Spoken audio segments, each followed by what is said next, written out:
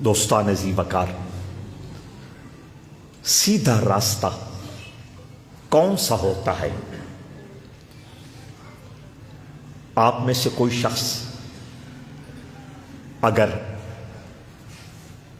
لاہور جانا چاہے تو موجودہ وقت میں سیدھا راستہ موٹر وے کا ہے، اس میں گاڑی بھی محفوظ ہے،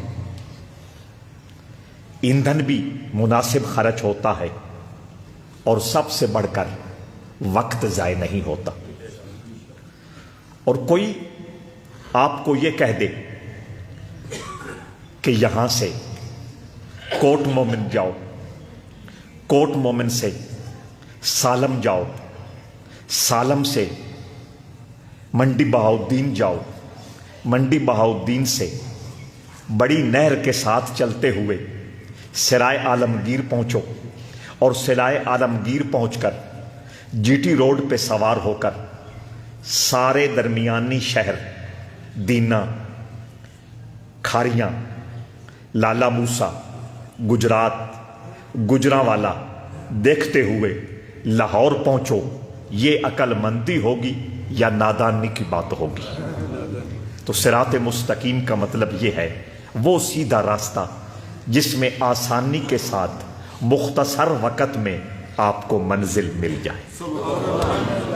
صراط مستقیم کا ایک معنی یہ بھی ہے کہ ایسے راستے کا انتخاب کیا جائے جس میں نشیب و فراز نہ ہو، نشیب و فراز نہ ہو، اونچ نیچ نہ ہو، ایسی منزل جس تک پہنچنے کے لیے آپ کے پاس میدانی راستہ موجود ہے اور آپ پہاڑی راستے کا انتخاب کرتے ہیں۔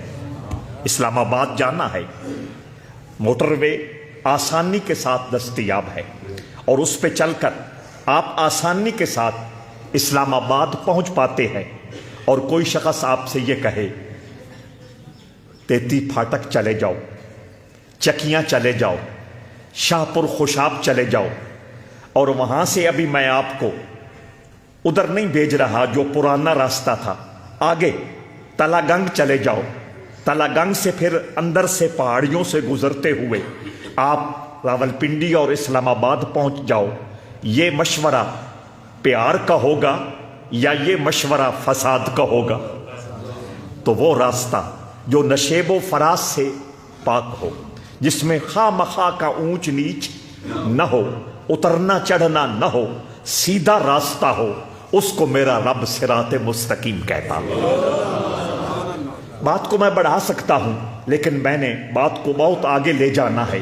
صراط مستقیم کا تیسرا مطلب اور تیسرا معنی یہ ہے کہ جس راستے پہ یوسف بھائی اور میں چل رہے ہوں، اس راستے میں کوئی ڈاکو نہ ہو۔